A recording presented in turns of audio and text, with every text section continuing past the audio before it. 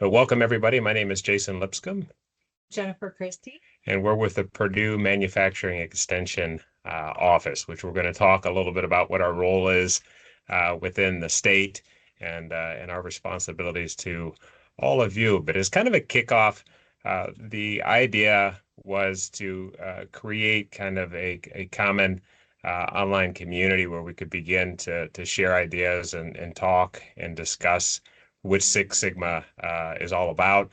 How is it relevant to what it is that we do, and how is it going to help really shape our future in manufacturing, both on the education side and on the practical side. So before we get into all that, just wanted to kick off a few fun polls with some Purdue trivia, and then also just to get kind of a general idea of the experience with a group. And you'll hear me say uh, throughout this webinar and probably throughout the classes if you take them with me, I'm a huge believer none of us are as smart as all of us. And Jennifer and I don't have all the answers here, but in creating the community, we welcome you to share and kind of get input, and we all grow from that. So the first one, what is your experience level with Six Sigma? And 67% of you had no experience, and 33 have studied it but not used Six Sigma in any kind of application. Here's another one. I am an alumni of Purdue University. So a third of us are, and 2/3 of us are not. Jennifer and I are both alumni as well. So here we go. A little bit of Purdue trivia. When was Purdue University established? It looks like we all got that right. 1869 is when it was established here in Lafayette, Indiana. And next question on Neil Armstrong, who's a graduate of Purdue University, first man to walk on the moon. What year did Neil Armstrong drop out of Purdue? And he did drop out of Purdue, and he went and he fought in the Korean War as a fighter pilot. So he took a break. I believe it was his sophomore year. Went off with a lot of the other ROTC candidates and commissioned into the Army Air Corps, was trained as a fighter pilot, and went over and flew 78 missions over there, and then came back and finished his aeronautical engineering degree. So a little bit of fun history there. And if you've been on Purdue campus, they have a big clock tower kind of in the center of the university. And how is the 4 displayed on that clock? And it is a 1-1-1-1. And the rest of it is Roman numerals, but if we had a 1-5, it looks too much like an IU, and we're just not going to have that. So welcome, everybody. Let's go ahead and get started. I want to tell the story as we begin about Purdue University, about Purdue University MEP program. And I want to take us back to post-Civil War. Abraham Lincoln was the president. The state was still very early in its days, Indiana becoming a state in 1816. And the Civil War was absolutely tragic for our nation. And Abraham Lincoln understood that the real true mend to the country and to set the right conditions for our future to avoid civil war again was education. Education was personally very important to Lincoln, self-educated man, became president of the United States, and against a lot of his advisors' suggestion, he signed the Morrill Act in the law, and that created an institution of higher education in each of the states. Back then, those who got higher education were often just the very wealthy. And the conditions were that the school must have an engineering program and must have an agricultural program, because one of the problems in the South is they weren't advancing scientific farming because labor was free, and that was a problem. And then thirdly, they needed to have an ROTC program. So how MEP fits into that picture is our group sits outside of the academic side of the campus, and we work solely with industry, specifically within the state of Indiana. And we're a small team of people of many experiences that have both the practical knowledge of getting things done and also the understanding of the science behind that as well. And we're a service to the community, just like the university is as well. And we're very proud of what we do. Jennifer, would you like to say a little bit more about MEP? You've been here a little longer than I have and have experienced a lot of that firsthand as an instructor. Amazing resource to one of the things I'm passionate about is working with businesses, manufacturers, businesses of all kinds in Indiana, because when we make ourselves better as an organization, we become better for the individual. We become better for the families that are with the individual and the community. So the ripple effect is amazing. And so a great resource. Please take advantage of it. So you can tell Jennifer and I are both pretty passionate about that, and we love having the ability to come back and work for our alma mater and to do what we do, and that's help people. So let's learn a little bit more about you, Jennifer. Yeah, and I think, do we have some slides that we've got there? Yeah, I've got your bio up right now. All right. Well, I am actually a three-time alum from Purdue, so I have some background in Purdueology, I guess, as Jason has alluded to.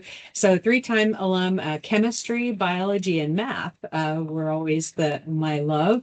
And so I spent a lot of time in my career, really kicking my career off in conservation biology and environmental chemistry, and did quite a bit of work there. And then I eventually went to the pharmaceutical world, where at this time, Six Sigma was really becoming a big hit. And we'll tell you that story later. So this company, which was a global company in 92 countries, hired a bunch of leaders that came from GE. And you'll see why in a moment, why that's significant. And so I was working for that organization and got pulled to go into Six Sigma training, and went all the way through and earned my Lean Six Sigma Master Black Belt, which is the highest belt. Jason will tell you about the belts in a minute that you can earn. And I got to actually study with one of the fathers of Six Sigma. And it really changed my career. It changed my thinking. And I was able to help that company deploy Six Sigma from the ground up around the globe. And so it was a really great experience, because I got to work with different types of teams, very diverse groups, diverse projects, diverse people, diverse locations, and I learned a lot. And so by running those projects and being involved in that, it really did change me. And so I did do that for quite a number of years, over a decade, and went on and continued in my work in Six Sigma, and am now with Purdue MEP, of course. One of the things that is in my background, I worked in clinical and both preclinical work, as well as in environmental chemistry. And so as we're talking through this, I want you to know that Six Sigma can be applied to any business. And since I earned my Master Black Belt, I've worked with probably thousands of people and hundreds of projects across multiple different types of organizations. So very diverse application. You don't have to be a manufacturer to apply Six Sigma. It's used in healthcare. It's used in a transactional world, military. You could just name it. A process is a process. And so I bring that background and have always loved that about Six Sigma. One of the things I love most about Six Sigma, however, is that it's data driven, and the decisions that you make are sometimes surprising. So as I mentioned to you, I'm a scientist. And so scientists love to discover things. And so whenever we're doing a project and we discover a new factor, or a factor that we didn't realize was significant, to me, that is a thrill. And so I'll share with you later some examples of projects where, you go in and you think you know how to solve the problem, but the data tells you something different. And so that's the power behind Six Sigma. It also requires you to show that you've made a difference, right? And so back again to that scientific thinking, where you run an experiment, you have to prove at the end of your project that you've made a difference. And so the certainty that gives you, the confidence that it gives you to make those improvements is really amazing. That's what I love most about it. As an individual, I enjoy doing things outdoors. I like trekking through all sorts of adventurous places. I love music. I'm a singer in a choir, and we sing all around the world, and mostly in our church. And I do a lot of horseback riding as well. I enjoy doing that. Love animals, and of course my family. I have 4 amazing children and a beautiful husband who I adore spending time with. Jason, tell us about you. Okay, so I'm the newest member to the MEP team. Spent about a decade at Subaru. I worked in supplier management quality, and then moved over to really what's my first love, and that's education. First fell in love with adult education on my final assignment in the Army. I taught officer candidate school and had a great opportunity to develop young leaders in an organization that I dearly loved and wanted to see continue to be successful.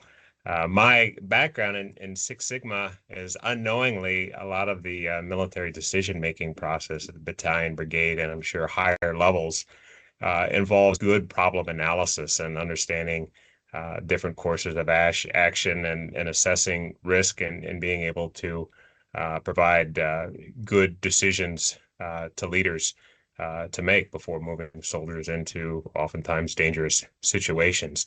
So I really enjoy kind of the analytical problem solving that Six Sigma offers. FMEA is a part of that, and really the military kind of kicked a lot of that decision making and understanding of failures and probabilities and things like that, and then moved it into industry later. So I reflect back on that quite a bit, and then have experience working with it at Subaru as well. And I think beyond it being a tool just to simply solve problems, I shouldn't say simply solve problems. Problems are very complex and important, but it also it's a excellent tool to create a healthy culture and very strong, high-performing teams as well, understanding roles and responsibilities, developing educationally and professionally those who are on the team, and not only solving problems, but problems provide an excellent opportunity to both grow and shape folks that are working within your organization. So here's the agenda as advertised on this webinar. These are the things that we hope to talk about over these next 50 minutes. So how Six Sigma training equips your team to think critically and meet manufacturing demands. What Six Sigma level fits different roles and experience levels.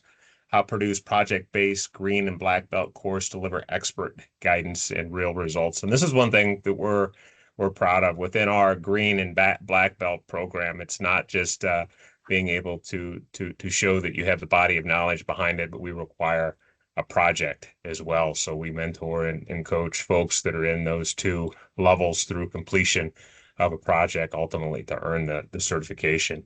How to get started with the right program for your team. So just looking at the poll, there's a number of you that are kind of new to the Six Sigma. And if you're interested about adopting some of it or all of it, we're happy to help and talk about that as well. And then tips and tricks from an experienced master black belt on the other side of the table from me today, and black belt both with decades of industry experience.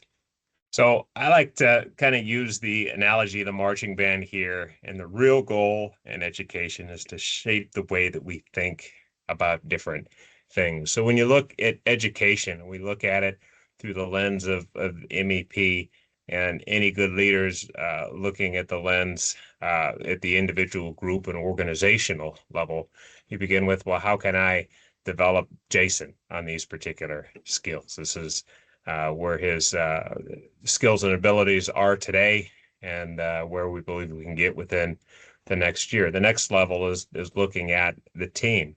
Where's your strengths and weaknesses? And every organization has strengths and weaknesses, both within their human beings that work there and with the equipment as well. And then thirdly, within the organization as well. Because when you look at a band, you can't just have the trumpet part or the piccolo part. It takes everybody to play in harmony to truly create great music. And I think studying of engineers and capability analysis is no different. And a good leader is a good conductor in being able to manage that whole piece. Jennifer, talk to us a little bit about the history of Six Sigma and your experiences in it as well. So as we'll learn a bit later, the roots of Six Sigma go way back. And so this is part of a continuum of continuous improvement and quality thinking. But it really goes back into the 1980s when Bill Smith, who was at the time working for Motorola as an engineer, developed a way for the company to become more competitive. They were facing a lot of global competition, and he used a scientific statistical methodology to help improve the outputs of Motorola. And in just a few years, they were able to make 200 times on their profitability. So they saw a return on their Six Sigma efforts of 200 times and saved approximately $2.2 billion. In just a few years, they were getting top quality awards. And so clearly, this was a big deal.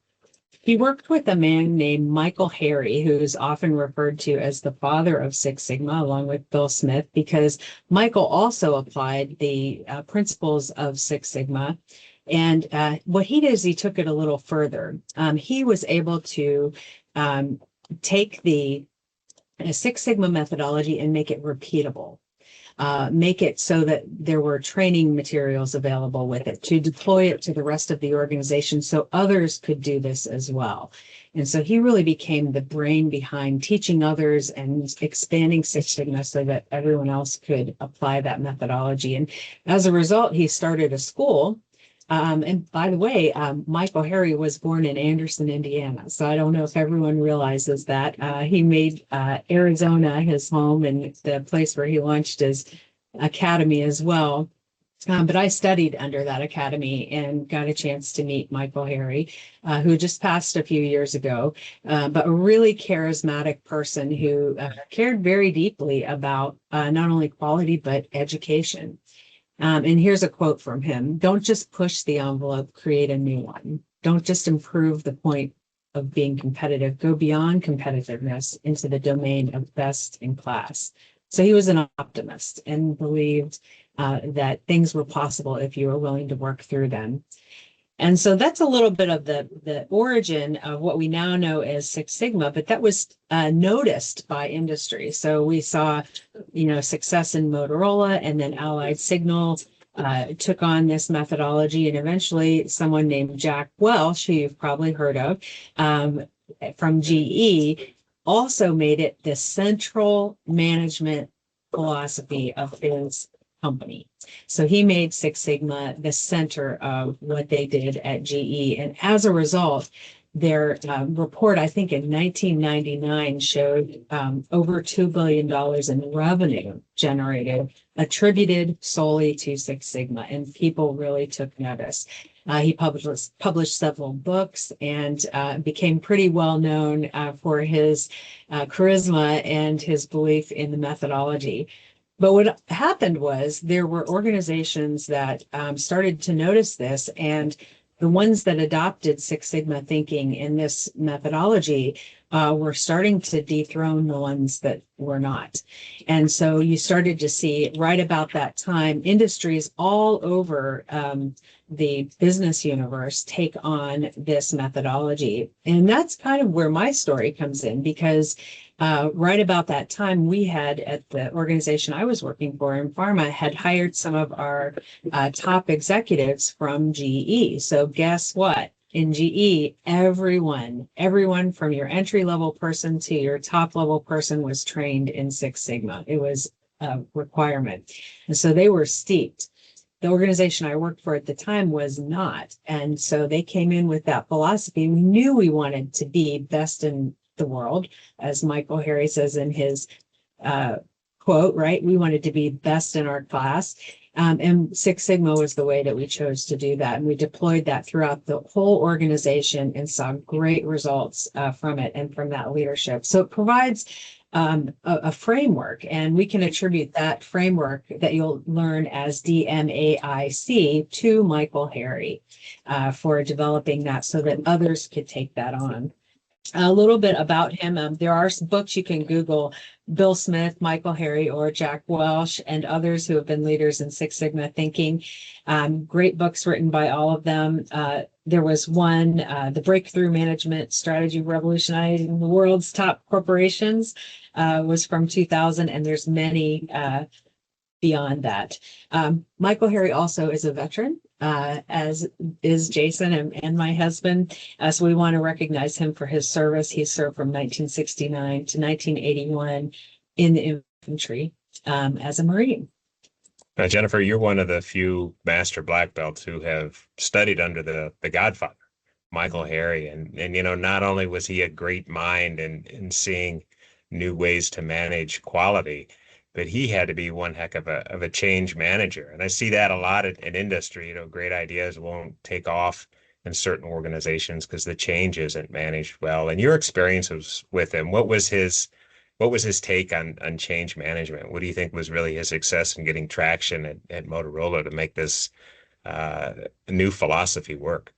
I think he was driven. He was a very driven person, also very charismatic, and someone who had a lot of belief in possibilities. And so, I didn't always have the opportunity to have him right there in class with me. There were other instructors, but I did get a chance to visit his home, actually. And he had a lot of belief in not only the methodology, but in people and possibilities. So, very charismatic person. And so I think that can do, don't give up attitude combined with that scientific thinking and data-driven decisions just really made him not only a force to be reckoned with, but someone you wanted to follow. Yeah, inspirational. Inspiration. Yeah. Well, talk to us a little bit more about the philosophies behind Six Sigma. You mentioned this thing called the MAIC earlier. What's this all about? So a couple of things about Six Sigma is that it is a great way to align with your key organizational goals. So very metric driven. And when you take the class, you'll learn how you would align your projects with your KPIs at your organization. But it also focuses on the voice of the customer, because at the end of the day, it's the customer who decides whether they like your product or service or not. And that determines your success, right? So it's all about understanding the voice of the customer and letting that drive your decisions. We can all think of organizations that have come and gone because they didn't listen to the voice of the customer. They weren't with the times, right? And so it's very important to understand that, and Six Sigma aligns us with that. It's also a great way to develop employees because you get in-depth training on statistical thinking, problem solving, leadership, because in Six Sigma, it's not about just learning the tools, it's about applying the tools. So leading a project to completion and managing that project. So a great way to develop employees and develop leaders. An emphasis on data-driven decisions, right? I mentioned before, it's one of the things I love about Six Sigma. We've all experienced a time when there's been a problem and we all get in a room and everybody's got a different opinion, and the person with the loudest voice or highest influence gets to pick the improvement, right? Or what we do. It doesn't work that way in Six Sigma. You have to use the data to drive your decisions. And sometimes you're surprised by what you find. And so I love that approach. And then we use this methodology, this framework that Michael Harry came up with, the define, measure, analyze, improve, and control as gates to help make sure we're doing our due diligence at each one of these. In the define phase, we spend a lot of time understanding the problem. Einstein once said if he had an hour to solve a problem, he'd spend 55 minutes understanding the problem and 5 minutes solving it. It's a really important part of understanding a problem is just understanding what is going on, measuring it. Then in the measure phase, we take a step to make sure that our measurements are good. It's interesting with my experience working in pharma and that big deployment, one of the things we found was that our measurement systems weren't as good as we thought they were. And so we take that time to validate measurements and make sure that the metric that we're going to make decisions off of is a good one. In the analyze phase, we really get into those statistical tools and understanding how to do hypothesis testing. We might do design of experiments. We also use subject matter experts as well. So we do use tools that are non-statistical to be able to understand that process better as well. And so in this process, as we understand the problem and then we understand the root cause of it, we can then target the improvements that we decide to make to change that process, to make that change based on what we found in that analyze phase. And then in the control phase, we sustain the gains and prove that we've made a difference with those improvements so that we can hand that new change off, that new process or off to people with a lot of confidence that they're going to be able to sustain that long term.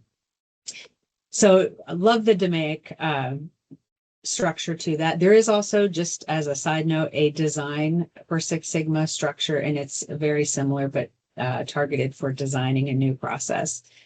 So all of these have a direct impact on the bottom line of an organization, but in the process, you're developing people and you're aligning yourself with the voice of the customer. So let's get in and talk about these belts. So a lot of people that are big proponents of like the Toyota production system, which is an excellent program. And I look at many of these different philosophies and methodologies is a tool. And any good mechanic has a number of tools and knows how to do a number of different things with the tools that they have. But I think a lot of people, when they first think of Six Sigma, they begin to get a picture about these belts. And I look at the belts like this, very similar to any type of martial arts discipline, and that there is an expectation of understanding of a particular science, and then also the ability to implement that. And I think a good organization spreads that knowledge across within those belts. So let's dig into it just a little bit. So like martial arts, the white belt is the very first belt. We offer the white belt program as just a single day, where it's kind of a dip into the methodologies of Six Sigma. But really, this is an important step. A lot of organizations will throw their engineers in a green belt course and think that they're able to make change. And definitely the green belt is at the engineering level. And there's a lot to be understood in using the tools to understand and be able to communicate problems. But if you can't communicate it down to the production floor, and those on the production floor don't understand the language in which you're using to define problems and to communicate controls and change within there, you're not going to get the traction you need to be successful. So in many ways, white belt is one of the very first areas that you want to start at all levels within the organization. If you truly want it to permeate and you want it to be part of the culture and the communication in the hallways, it needs to be understood by everybody. The yellow belt is where you begin to develop people to work on Six Sigma teams. Here at Purdue MEP, it's a 3-day course on the yellow belt where we'll take a deeper dive into the mathematics behind it. We'll get more into the quality tools, interpreting data, measuring data, a full immersion into the DMAIC process and how that applies. So we're developing a person to be able to function on a Six Sigma team. The belt after that is the green belt, and that's when we get more into the professional side, where there does need to be an understanding of basic statistics going in there. And those who attend our green belt program are also required to do a project. And I think that's really an important part behind the learning process. We've all been in the classroom where it's a transactional relationship between the instructor and the student, and you walk out of the classroom and forget 9/10 of what you were taught. But to be able to see and to be able to touch kinetically the project and to work the numbers and to make an advancement within your organization, that's where the learning really happens.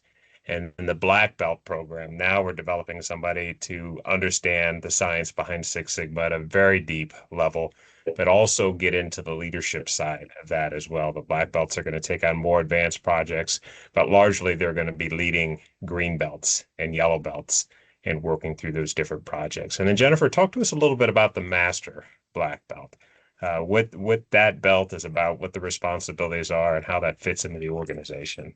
Right. So you can see each one of these belts have a different role to play within the Six Sigma organization, right? And so green belts and black belts are running projects. Green belts are often people who have another position and they're running projects alongside of that full-time role. Black belts can sometimes be dedicated to that role of process improvement or doing high-level projects with their current job. The master black belt is dedicated to the methodology and process improvement. So they often will oversee the process improvement or continuous improvement efforts of the organization. They're going to be doing a lot of teaching and training. So they're going to train and certify your master or your black belts, your green belts, yellow belts, and white belts and champions. So a lot of training, a lot of teaching, and lots of coaching. So having that person to go to help you get through the project, whether it's next steps or working through something that might be a statistical problem that you haven't solved before, getting that help, because the Master Black Belt has run a lot of projects. They've coached a lot of projects. They've seen a lot of things. And so they are able to help you with working through those oddities that you might run across, or just things you've come across for the first time. So that's kind of the ideal state behind the Six Sigma and how the belts are designed to work at the different levels. Let's talk a little bit now about organizational success. So what are some things that are important to think about, Jennifer, when we're setting up a program, when we're looking to manage a program, when we're looking to build a Six Sigma team? Yeah, so Jason and I were talking about this, and I was trying to think, what would I put on my slide?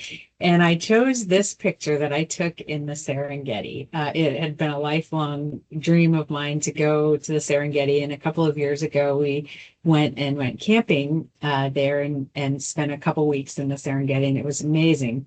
So one of the things that we saw actually early in that trip was a whole pride of lions with their cubs hunting. And so this picture doesn't show up, but there's about 3 females and there's a large male that's actually behind them with a cub sitting with him. And so I put this picture because one of the things that you learn about with this, and they were hunting wildebeest. I mean, these were not small animals that they were hunting, is just how it involved every lion in the pride, right? Here, these young cubs were right there in the middle of the hunt, right? They're learning from their mothers as they're doing the hunting. The male lion was back there. He was ready to defend whatever he needed to defend. He had a young cub with him. And so what I took from that was how it involves everyone to accomplish something. And I think it's a great picture for that, because in an organization, you want to start at the top with your continuous improvement efforts, and particularly with Six Sigma, if you have to have that commitment. So you want to train your top level people. Now, they don't need to be trained as a black belt. Typically, that's champion training. They have an awareness, they know how to scope projects, they can help you develop a charter, and they know how they're learning to deploy that methodology. So you're usually starting at the top of your organization. It's a very top-down approach in the sense that you're wanting to align with your KPIs, right? If we're going to put effort into running projects and solving problems, let's do the things that are most important. So start at the top, involve everyone, right? Jason talked about white belt training, yellow belt training. You know, everybody in the organization needs to have some awareness of it. It doesn't mean that everyone needs to go through the belt level trainings, but have some language to know that, okay, we're running a project over here, or I might need to give some input or collect some data for this other project over here. So everyone kind of knows what's going on and has that language, because that's how you end up changing your culture, is by doing that. And then equip those who will execute the projects, right? Get them the resources and the training that they need to be able to do that, because they're going to be able to deliver the return on that investment when they have the tools to do it. So I love this picture because it allows you to see just the involvement. Here you have this lioness leading this hunt, but she has her cubs with her, and showing them how, so that it's not just her solving a problem, it's teaching others how to solve a problem. And so that's how you change the culture. And when you start to see the switch. Excellent example. I love you took that picture as well. I think it's something as leaders, it's important to keep in mind. How are we developing the cubs within our organization? It's about getting them out and taking them on the hunt, not, hanging back at the den and talking about what the hunt is going to be all about, but getting out and doing those projects. And that's where the greatest amount of learning happens. So another bit of a historical example, I want to go back to, I'm a big believer, if you want to know where your path is to the future, you need to understand what your past is and where you are today. Connect that line, and that's your azimuth for the future right there. We live in very unique times today, all of us. Technology is going to rapidly change industry in the next 10 years more than it has in Jed to the shipping last 100 receiving. years. Jed, shipping receiving, please. So what I wanted to talk a little bit about is training within industry. So this was an effort of universities, of government, of skill within industry and organization to rapidly advance the abilities and the knowledge of those working in the plants. Because during World War II, if we couldn't build enough ships or put enough binoculars on ships or build enough weapons, we were frankly going to lose the war.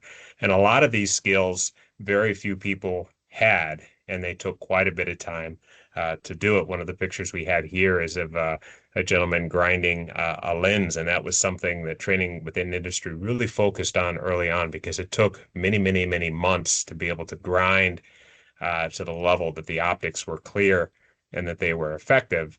And it was a very highly skilled person that did that. So how can we kind of break that down educationally, reduce the amount of time that it takes, and get it done in order to win the war?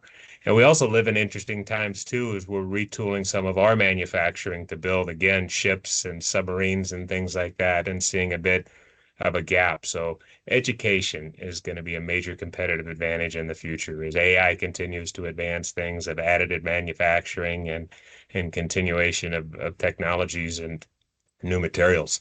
And Six Sigma helps kind of paint the picture to answer that question of where are we today and help us build that azimuth for the future.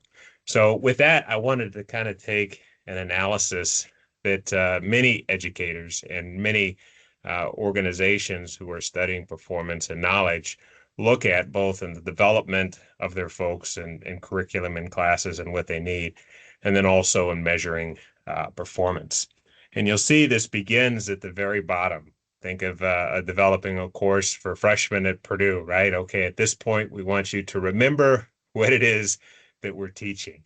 And a more mature level beyond that is to understand. So just don't be able to regurgitate the information. Understand the material with depth and understand it to begin to apply it to other levels. Now, that is the third level within that, is the application. So think, a given subject, 100 level is remember, 200 level is understand, 300 level then is to apply. And as we look at how we develop our educational programs in Six Sigma, and therefore develop the Cubs, you're going from the white belt, which is the remember and understand, to the yellow belt where you apply, to the green belt where you're able to analyze, black belt evaluate, and the master black belt where you're able to create. And if you've not seen this tool before, I encourage you to look it up and understand it a little bit deeper, because I think organizations that are really doing education well and developing their folks well are thinking of this often, because none of us just master a skill. We're always within the developmental phase. We should work to kind of create that persona of wanting to learn and grow every day, ourselves, our teams, and within our organization. And this is a good tool when you're doing those performance evaluations and setting up training courses to help us understand and give us that roadmap and where we are. So here I want to shift gears just a little bit and make it a little bit more fun. So we're going to talk about Purdue basketball, because we don't want to talk about Purdue football. And if we're going to measure a basketball team, there's two primary metrics that you're going to look at: your free throw shooting percentage and your field goal percentage here. So we've got two teams, Team A and Team B. And from the free throw line, Team A is at 62%, Team B is at 70%, and the field goal percentage, Team A is at 51%, Team B is at 57%.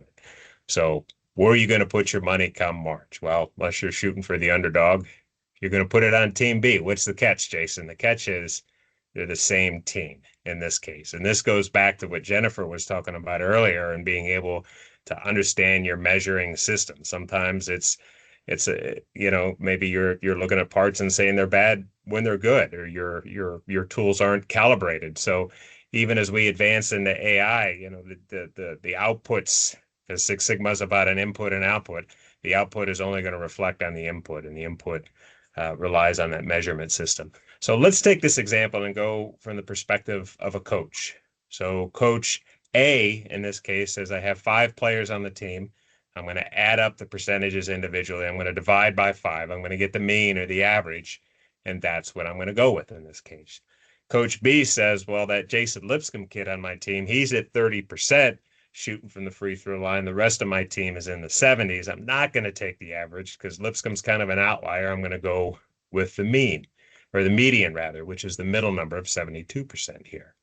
On field goal percentage, any of you that grew up in Indiana, remember Bobby Knight basketball down on that other school down south, he was not much of a fan of the three-point line when it first came out. He said you could put it in the locker room, and I think he had a few more words in that sentence, if you know what I mean. So Coach Knight's going to look at field goal percentage, field goal made over field goals attempted. Coach B may say, you know, we won a few games last season with that three-point shot. Not only am I going to include it, but I'm going to weigh it a little bit heavier, and therefore comes up with a little bit different number. So it's important to understand our measurement system. A little bit of a fun example right there that I hope kind of resonates and carries us into a fun basketball season. But Jennifer, talk to us about kind of the practical side in your experience in Six Sigma. So again, Six Sigma has its roots way back. I mean, you can trace the thinking of this all the way back to Stewart and Deming, if you're familiar with them in quality circles. It goes way back. This is part of the journey in continuous improvement. And so with that, I want to just share with you some recent examples of Six Sigma projects that we have been able to coach and mentor to success. And so what I love about some of these examples are the surprises that happen. There was one project where a company was experiencing some broken windows that were being returned by their customer or called in by their customer, and it was getting pretty frustrating, right? And so they took on the project, did a good job of defining it, and through understanding the data, they were able to make some discoveries that they wouldn't have otherwise made. Going into the project, they assumed and thought it was the courier. They were ready to go and switch couriers for this. But we looked at the data and realized it wouldn't have mattered at all had they switched the courier, because it was not significant. It didn't matter which courier it was sent by. So that would have been a wasted effort, right? So they worked through all of these assumptions and found out some of the key problems actually were within how they were packaging and manufacturing the windows. So they were able to fix it, and it gave them a nice return on that. We worked on machine efficiency problems where some of the factors have been also surprising, and they've been able to not only discover what they are, but to figure out the best setting for machine efficiency to reduce downtime or increase throughput. And so one example recently led to about $48,000 of increased production. Scrap reduction is a big one. There's a company that we worked with in coaching their projects that had in aerospace and was able to work on a project where they were applying some coating. And in this project, they really couldn't determine what was causing the defects. And so they used something called a design of experiments and were able to understand something called an interaction.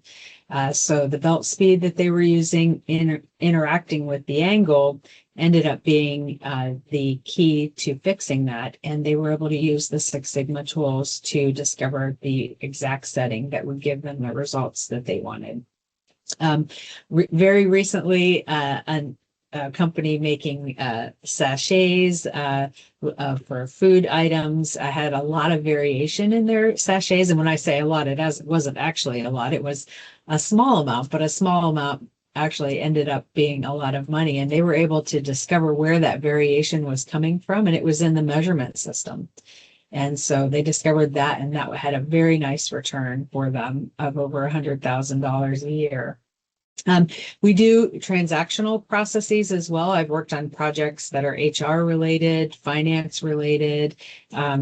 Really, a process is a process, so you can apply these tools to any process. A recent one working on payment terms in the finance area was able to not only just discover the operational definition problems that they had, but exactly where the biases and misunderstandings were, so that they were able to fix the system and do better training. And it resulted in a really nice savings. Truck utilization is a great example of, not only transactional, but something that would be used by a lot of organizations in transportation. And they were able to discover the interactions between location, route, and time that would give them that nice savings of over $1 million. So the results that you get are going to be different depending on the project that you work on and the problem. There are projects that you work on that don't have a big financial savings, but have a huge quality savings. If you work in a regulated industry, or you work in an industry that needs to have a high level of quality, sometimes that value is hard to measure. But we do take the step of helping you to work with your finance team to estimate the value for that. And sometimes that's pretty straightforward if it's scrap or labor hours or something like that. But the cool thing is that MEP will help your staff who go through the training to get the projects properly scoped and defined and coach them through that DMAIC process to close.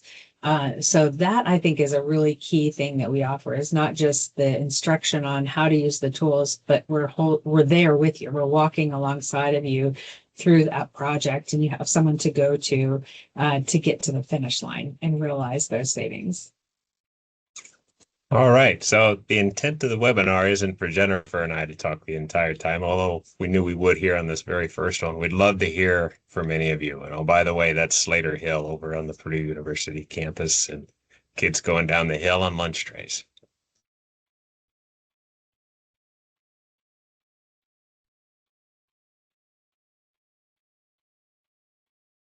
Jennifer, I'll ask the first one to kind of break the ice. We talked early on in the webinar about your experience with Michael Harry and being a change manager. In your many decades of experience in working through Six Sigma, where have you seen organizations struggle on kind of getting things off the ground operationally, and then also getting things off the ground and providing the right foundation educationally? So getting off the ground, it starts with the leadership, and the leadership committing to continuous improvement and developing people who can provide that, and understanding the great return on investment that you get when you do that, right? To become best in class. But a lot of times getting off the ground, people need help with the training, right? That organizational awareness, the training of the belts, and then the project completion.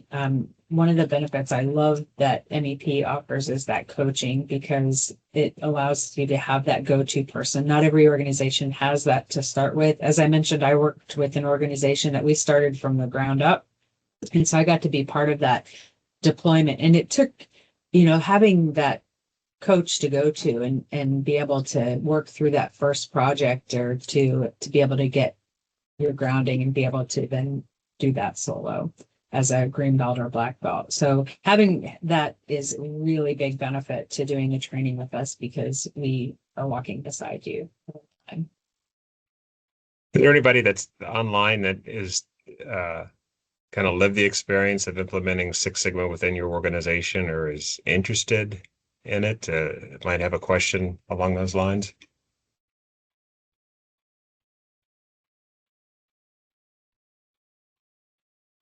Got a quiet group. Well, our plan's to kind of just hang out at the very end of these webinars, and if you have anything you'd like to discuss with us, we'll be there as well. But on the educational side, Jennifer, you want to talk a little bit about you're kind of the lead here at MEP on Six Sigma. What's your vision for the programs that we offer today, that we're going to offer in the future, and how we support those within the state of Indiana to be successful on these and elsewhere? Yeah, it really starts with some amazing outreach people in our team that will sit down with your organization and try to understand what your needs are, because everybody has different needs. And so it's in that sense, it's tailored toward you because everybody needs a little something different. The training itself, their Six Sigma is fairly standardized, so everyone gets the same quality of training. But the type of training and how often and the size of the groups and things like that are all things that you need to probably work through. We do have a project focus, so whenever possible, we like to help people do projects. When I am training green belts, for example, I usually will pair them up in projects, especially if it's an organization new to Lean Six Sigma. We'll pair up on projects, but it's really that combined learning in the classroom with examples and the project work combined that gives people the confidence to be able to go out and make a difference and return that. And so the nice thing is we're working on projects throughout the class, and they're being coached throughout that whole time. So by the end of the course and shortly after, they're closing a project that you're going to be able to celebrate the people that participated in. And it gives them that experience. We do have very experienced instructors that will be there to teach and coach you. You're meeting two of them today. We have others that also have decades worth of experience, like Jason and I. So we're coming to you with that background knowledge. We've seen the standard things, we've seen the weird things before in projects. And so it's real helpful to have that to pull from. And the mentoring that we offer with that is really amazing. All of the training we do, as I mentioned, Six Sigma is part of a group of quality thinking. And so we often refer to it as Lean Six Sigma because really in the late 90s, 2000s, it was realized pretty quickly with companies like Toyota utilizing these tools and things that the two really go hand in hand. And so we do apply lean thinking as well as that statistical Six Sigma thinking. We take the right tools from the tool belt to solve the problem at hand. So I think it's a great way to certify because you're going to come out with your certification and gain confidence through that project that you do. And Jennifer, we do have a question here coming through in the chat, and I'll just read it and let you respond. I'm a new quality manager, and we are wanting to facilitate a 5S program. And I think it would be beneficial to create a culture with Six Sigma as well. Do you think applying these at the same time is beneficial? Good question. We would probably want to sit down and talk about the needs of your organization, what some of your goals are. But as I mentioned, Six Sigma and Lean go hand in hand. So I know when I learned that, I was learning both Lean thinking and statistical Six Sigma thinking, which is that Y equals F of X thinking. And so you can deploy both of those at the same time.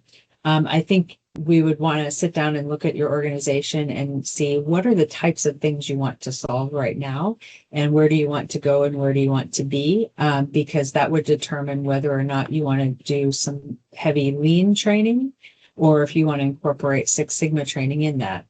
The nice thing about the Six Sigma certification is if you're thinking about developing employees so that you have leaders on the floor that can lead projects going forward. So this sustainability, I'll call it that. That certification process does give you a level of sustainability by having green belts and black belts that are able to move things forward. And of course, you have team members participating, but 5S is a great lean tool. We've done a lot of 5S training, and you can get a lot of reward out of just doing, some targeted 5Ss. So I'm glad to hear you're doing that. All right. As we wrap up, I just want to talk about how we deliver these different programs, and we do it in a number of ways. And the first is coming in and working specifically with companies. A lot of relationships we have with businesses that will offer perhaps a white belt program and a green belt program in parallel, or a yellow belt program and a black belt program. There's a lot of different ways we can do the academics of the course is largely fixed in those cases, with the green and the black, again, having a project. The second way we offer it is in what we call workshops. So we'll set up different classes in communities and we'll come to you. We have classes in Fort Wayne, Indianapolis, Evansville, Elkhart, and other areas in the state where there's a need. And that's kind of a neat environment because you're bringing people of different industries into the same classroom. So you're learning a lot from one another. Perhaps you pour concrete for a living and you're sitting next to somebody that fabricates parts out of steel, and it's a great interaction in the classroom. Like I said, none of us are as smart as all of us, and those are good learning opportunities. And the third is the online learning, which is a little bit more difficult than in some ways because you don't have that human connection, but very convenient is being able to log on and take a 4 or 8 hour session. We have some of those coming up as well. And then I suppose kind of our fourth is we hope to continue this free webinar where we're just kind of creating a forum and an opportunity for all of us to get together, and Purdue University will take the lead on it, but hope all of you to contribute and we grow and we get stronger as a state and as professionals in industry as well. Jennifer, I've got a few more questions coming into the chat box here. I'll go ahead and just read them off so everybody can hear. So with the way the economy is, how would you present this to upper management for buy-in on Six Sigma? Excellent question. Buy-in from upper management. You know, it's very interesting that you say that because the times when I've seen the highest training deployment of Six Sigma have been in economically challenging times. And here's why. The return that you get from improving a process is you're going to have to be leaner and meaner. You're going to have to solve problems, have a higher quality. The competition is harder. And so just like the example I gave when it started at Motorola, that was exactly the situation. They were facing some financial difficulties because of the global competition, and were able to turn it around by getting really focused on it. And so what I would probably do is talk to your leadership about what it is and the purpose and benefits of it. But then I would probably sit down and try to understand what projects you might have and what the potential return on investment would be if you were to solve them. And so that would be a great way to start with that, because you're going to get return on these things when you run these projects and close them. The nice thing about deploying a Six Sigma program is that you're going to have people trained to then go on and do other projects too. So great question. Believe it or not, it's probably the time when I see people deploy the most because there's more pressure to be more profitable with less. Jennifer, the next one, what is the typical time frame required to get a team to black belt? And I'll tag on to that. Do you want everybody all the way to black belt? What's a good balance in developing a Six Sigma team? Good question. It depends on the organization, right? Every company's different size, different culture, and things like that. So you'll want to ask yourself, do you want everyone to be a black belt, or do you need people to be at the green belt level? Do you need, some yellow belts? So a good mix is kind of helpful because not everyone has to be a black belt to be successful. We've seen green belt projects that, in fact, that big one I mentioned earlier was a green belt project that was run. The training level is different, and the ability for that person to coach other people is going to be slightly different. But we would probably want to sit down and see what you want to accomplish with that. The time, I think, was the question about how long to get to a black belt level. So to do your black belt, you'll complete your green belt project and training. And usually the green belt projects, what we typically see is from the time that they start class to finishing their project is about 4 months. Okay. And so that's typical. From that point, you can enter into the black belt program. And black belt projects are usually more complex. And so those projects with the training might take you 6 months or so to go through that. So you could certainly complete both of those in roughly a year's time with some focused effort. Some people it takes a little longer, some people less. Jason, you completed your black belt. You want to talk about your experience? Sure. Yeah, it took me about I think 2.5 years to go all the way through it. And one thing I'll add, I mean, you can look at the curriculum and say, well, I can knock this out within this given time period and be done with it. But there's also that professional growth that needs to happen as well. So if you're looking to set up a program within your business, I advise that please have that awareness as well as, okay, I'm going to get you into the green belt and then I'm going to have you working on projects for about 2 years. And then we'll go back and we'll do the black belt. Because what you lose is that tangible experience that you can kind of fall back on and make things as we talked about that triangle of the blooms. You can understand things at a deeper level. And I make the same argument for somebody looking at, okay, I finished my bachelor's. Should I just continue on and get my master's? Get a little bit of work experience in doing that. So as you're setting up an educational program, think through that as well. Somebody that has 20 years of experience has a lot more to lean on than somebody that perhaps started 6 months ago Yeah, as that well. definitely is the case. I think what you said is very important, is that time spent using those tools that you learned allows you to not only refine them, but see the odd things that can happen, see the application, and be able to have more confidence in being able to handle things that come your way.